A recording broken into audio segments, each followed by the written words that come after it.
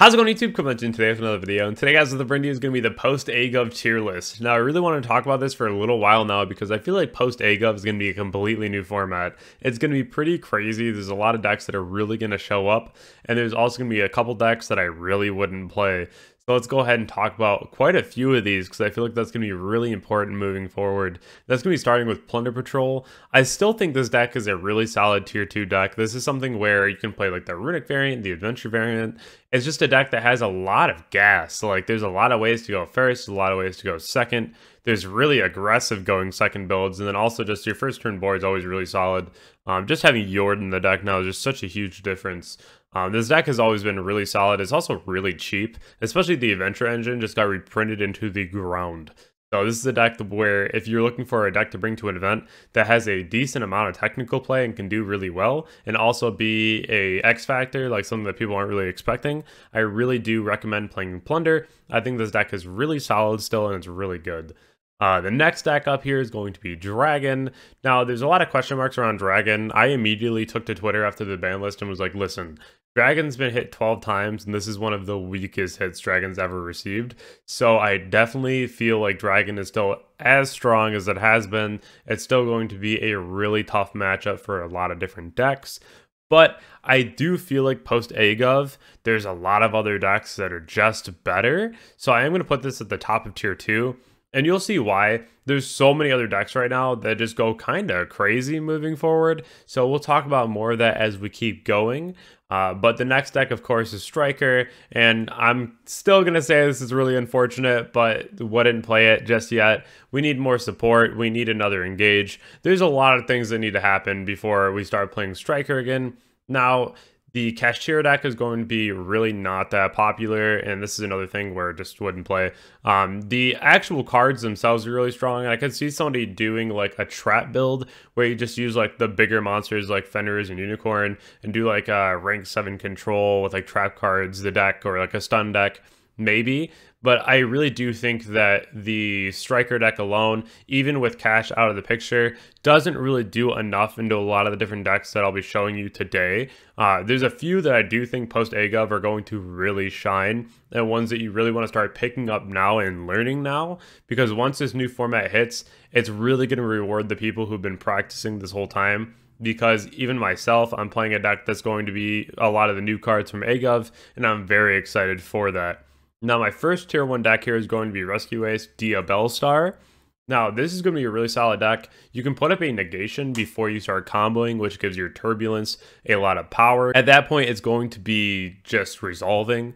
So that's pretty solid, being able to get a lot of back row. The Diabellstar cards really do put a really nice touch on the engine. Being able to just summon out that level 1 fire from deck, being the Jet or the Hydrant. I think this deck is definitely something to look out for. It's already putting up a lot of results right now. I've not really been a fan of the deck, but that's not to say that it won't be doing very well next format. So definitely be prepared for this deck. I think that it's going to be very good. The next deck here is actually just going to be Dark World. So I was having a hard time placing this deck because Magma going to 1 and Dragon being maybe a little less popular, not exactly less popular, but more so a Rise Heart being out of the format. So it makes it a little bit better on the deck. It really depends on how much Droll we start seeing. But I still would put this in Rogue. I really don't think the deck is like that good. Like, yeah, you can get a lot of like cheese wins with it, but I don't really see the deck doing too much, especially with the other decks that we're going to have available to us. There's just not a lot that I can say that puts Dark World above some of the other decks, right? Like, maybe you could argue between like Plunder and Dark World, but even Plunder I feel like has so much more technical play and other options, whereas Dark World is very limited, and I feel like it's going to get absolutely destroyed by a lot of the cards that we're already siding for a lot of the other better decks. So just as a crossfire, I think that this is a deck that would just remain in Rogue. I don't really think that you'll see it at like multiples in a top cut, right? So I would definitely just keep it down to Rogue. The next one here is going to be Chimera. I still think this is going to be a 1.5 deck with the branded cards. We do get the new Dark Ruler card, which is absurd. You can dump Invader of Darkness and reborn that against Runic matchups. We now can go ahead and dump the Barrier statue and reborn that as well. So there's a lot of really cool things that we can do with Chimera branded after the new set. I really do like this deck a lot, and we're seeing just so many results out of this deck. I brought it to the regional just this weekend, and this deck went undefeated, so it's still really strong. I know that a lot of people were like, well, branded's better than the Chimera build. I heavily disagree. I think that Chimera is so much better, and that's because if you look at your standard branded build, what do you really get in non-engine? You get like, what, 5 slots? Whereas in Chimera, you're playing the best of the branded cards, and you still have like 12 or 14 non-engine slots, and that's what wins games. Having your Fenrirs, having your crossouts, having your talent. Those spots are really important. And we're seeing a lot of results out of this deck. It's still a 1.5 deck, and it will continue to be. Talking about branded, though, I'm going to put this down in tier 2. I still don't think this deck is that good. There's a lot of reasoning behind that, too. And just because not being able to play so much non-engine, I think that's always going to be a huge problem. This deck can go second pretty okay, but I do think like going first with the Puppet Lock is still fine, but there's still, again, just a lot of other cards right now that are being played that will just go ahead and cross-hit this deck too.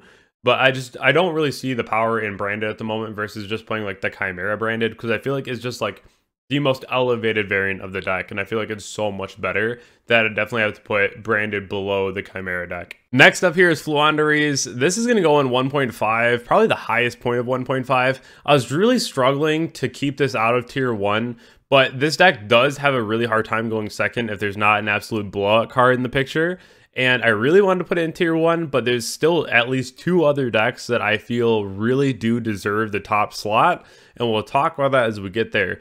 But Fluanderies having Shifter, having Storm, a lot of ways to be able to push through so many different game states and being able to set up such an immense board that is just really hard for your opponent to even play. I do think this deck finally deserves its 1.5 slot. It is definitely an interesting deck and probably at its peak right now.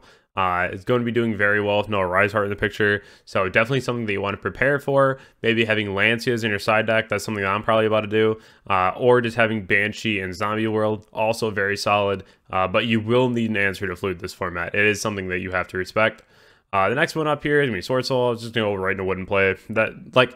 That deck is just not good. I really do not recommend playing Sword Soul at the moment. There's no new support for it or anything. There's no Protoss. There's no reason to really be playing this deck, especially when there's so many other options in the format, especially options that are just as expensive as this. You could be playing Marincess and be way better off than playing the Sword Soul deck. I just think this deck's very bad. There's not a lot of power behind it. Runic for Hire, though, I would say that the Runic for Hire deck is 1.5, and it's only if you are like really practiced with the deck, because there is a lot of technical play that you really have to understand. Without a Rise Heart in the picture, the Runic cards get a lot better. I still don't respect the Runic cards. I don't think they're very good, but this is still the deck that allows you to draw 1 million cards, which I think is very important. It still has a very solid turn 1 board. It can do quite a bit. You might be fighting an uphill battle when you're playing this at an event. Again, I really don't think the Runic cards are that good. But at the same point, I do think that of any Runic variant, the For Hire variant is the best one. If we're talking about other sprite variants, I would say the Melfi deck would just be in Rogue. I don't think it's like the worst, but I definitely think it's the worst of the sprite builds. And then if you were to play like one in between the two, it'd be the Live Twin variant, which is still fine. I don't really think that it's that crazy, though. I think that if you want to play Runic, it probably just has to be the For Hire build. It's pretty solid, honestly, for what it is. Again, just drawing 1 million cards, having a bunch of interruption. I think that that's the best one. But in order, I would definitely say For Hire, Live Twin, and then Melfi. Lab, especially with Butler, like this is just going to be tier 1. This deck is probably going to be the best, I think. Especially if we get Transaction Rollback. That card is going to be absurd. So I'm very excited to see what we get out of Agov.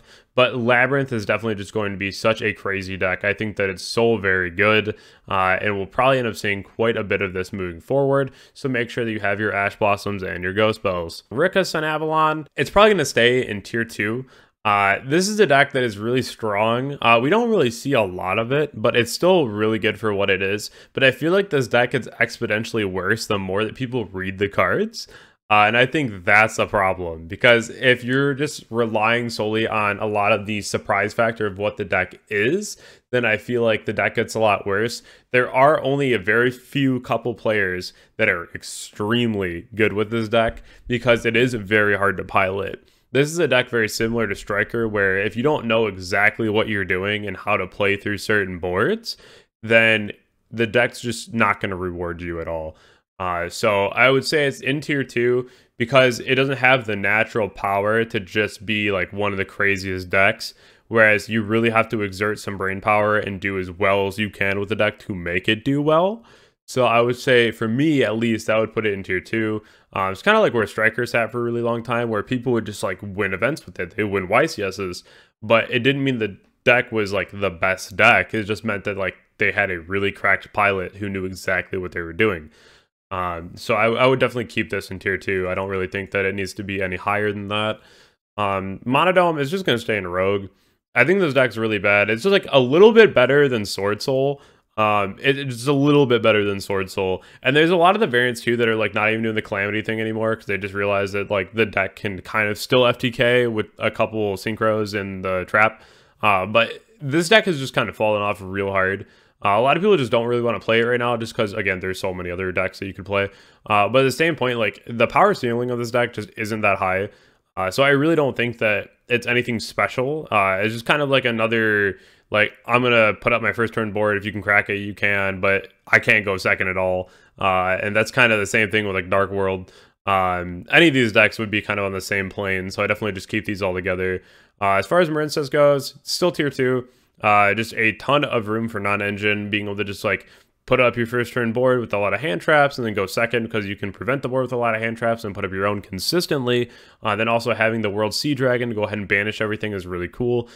This hasn't really changed for me in a really long time. It's a $20 deck that just does everything you need it to do, which is definitely very cool. This is going to be the next deck though in 1.5, and that's going to be Tier Limit Horus. I think this deck is going to be very good. It's the deck that I'm going to be playing. I think that it's really solid, again, having a lot of really solid matchups, especially against Floowandereeze, where you can go ahead and mill the Banshee. So that's very cool as well. I think that Tier has a really good opportunity in this deck to, especially even if we get transaction rollback, to just go for like Beatrice lines as well, and then just send the card to the grave and Erad turn 0. So there's a lot of really cool things that you can do, but I'm really looking forward to Tier Limit Horus and to what the deck can do. I think that's going to be really strong moving forward, but we'll have to wait and see what it does. The next deck here is going to be Mathmech. This is probably still in tier 2. It's like tier 2, Rogue, 2.5. It's somewhere in there. It's still fine. There's a lot of hand traps that you can play, which is cool. A lot of ways to get the circular. It's definitely not like the preferred deck, but it's something that you definitely could play and do at least somewhat well. I don't think that it's something that I would choose to play, but it's definitely something that could get there, right? I don't think that it's like bad in the sense that I just would never play it. I do just think that there's like so many other options, right? Pearly, 1.5. I think this is pretty fair. The deck itself is like pretty okay. Has a lot of issues with hand traps, let's be real. Getting negated on Lily is pretty bad. Getting your My Friend blown up is pretty unfortunate. Once your Noir is outed, a lot of people main decking Kaijus, a lot of people side decking Kaijus, Xyz Encore. Just a very targeted matchup.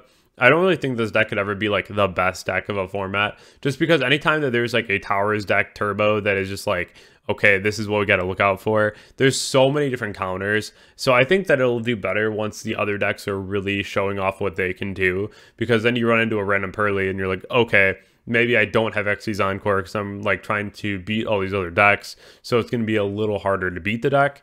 It's definitely still something in the format, but hopefully after Agov, it becomes a little less targeted, because there's a lot of other decks with to worry about, leading into my other tier 1 deck being Unchained still. I just think this deck is crazy. Any deck that just says float on it is pretty crazy. It is very solid right now. There's a lot of answers that people are starting to figure out. Maybe as we get closer to the actual release of Agov, that Unchained falls off, but I don't really see that happening just because the deck has a really good matchup into many different decks, and also just so many different ways to play through a board, first and second. These are the 3 decks that you really want to make sure that you're looking out for. I would at least say that these are going to be the ones that you are going to have the most problem with in an event. So just collectively, you know, like Ash is a really solid. Bell for this matchup. Bell is like okay against Unchained, but there's going to be a lot of overlap, I'm sure, especially with like the Diabell Star cards coming in too. It's going to be an interesting format, let's just say that. The next one up here is going to be Gold Pride, and then we have the Traptrix deck, we have the VS deck, the Synchron deck, just all very unplayable right now. I would not do any of these, including VS. I think this deck has always been awful. It was very fake good. Even from the start, this deck just was not that good. There's so many other decks that do way too many things for this deck to ever actually be good. And then Infernoble, this is probably still a tier 2 deck. I think that it does enough. It probably could be Rogue, but at the same time, I feel like Infernoble has done enough so far where it really makes you have to play through quite the board. I think that going second, the deck becomes exponentially worse. But at the same time, I do think that there's a lot of promise in what the deck could do. There's 2 decks that I haven't added on here yet, but I do want to talk about. The one is going to be Exo Sister. I think Exo is going to have a really good time into this format, and I think tier 2 is where that would be. I think that that deck is pretty crazy into quite a few of these right now. So that's something that I would definitely consider, especially like all the Runic decks. I think the Exo has an amazing time. If you play against Unchained, it's really good. If you play against Rescue Ace, you're going to have a really good time, even against Chimera. So if you are thinking about playing the Exo Sister deck, especially being with a main deck shifter, I think that you are going to be in a really good position. And then the next one is going to be Salad. And quite honestly, I kind of want to put Salad in 1.5. Now, it's really funny to be saying that again because it's always been the butt of my jokes. So you always know on this channel I'm putting Salad in table 500, like that deck's a joke. But let's be real. That deck has a ton of extenders. It has extenders on extenders, and now they have multiple ways to get to the Gazelle, multiple searchers. Having Weasel, I thought the one play I saw was super cool, going like Weasel, send a monster to your opponent's board, and then Stalio add it back to your hand. Just a lot of ways to net advantage. So I think that deck has gotten a lot better than what we've given it credit. And back in 2019, when that deck was full power, I thought that deck was absurd already just because of the amount of extenders the deck had. So I definitely would say that deck's going to be 1.5. I think that we have another situation where there's like a top 10 deck that you have to like look at. And if you're not in that top 10, I think that you're just kind of putting yourself at a disadvantage. I know right here we have 8. If I had to add to the top 10, I'd probably add Dragon Link and Branded just to be in that top 10 category. But I do think that it's unfortunate because we can't just ever have a triangle format anymore or like tier 0. You know, I miss that deck so much. But I really would hope that we'd get that again soon because it just makes sideboarding a disaster, honestly. And it just really is unfortunate. Like if I'm looking at all these right now, I'm looking at Bishals for sure, and quite a few of these. I think Bishals would just be fantastic. I'd also be thinking about Ash. I'd be thinking about Lancia. And then any kind of blowout like an Evenly. This format looks real good. Definitely let me know what you think about the tier list down in the comments below. It's going to be an interesting format. It's going to be a really cool one. Agov is going to bring in a lot of very cool cards and a lot of things that we really need to think about with deck building, especially the fact that we're going to have a lot of decks in contention. So be prepared for that. Let me know what you think, and I'll catch you all in the next one. Thank you.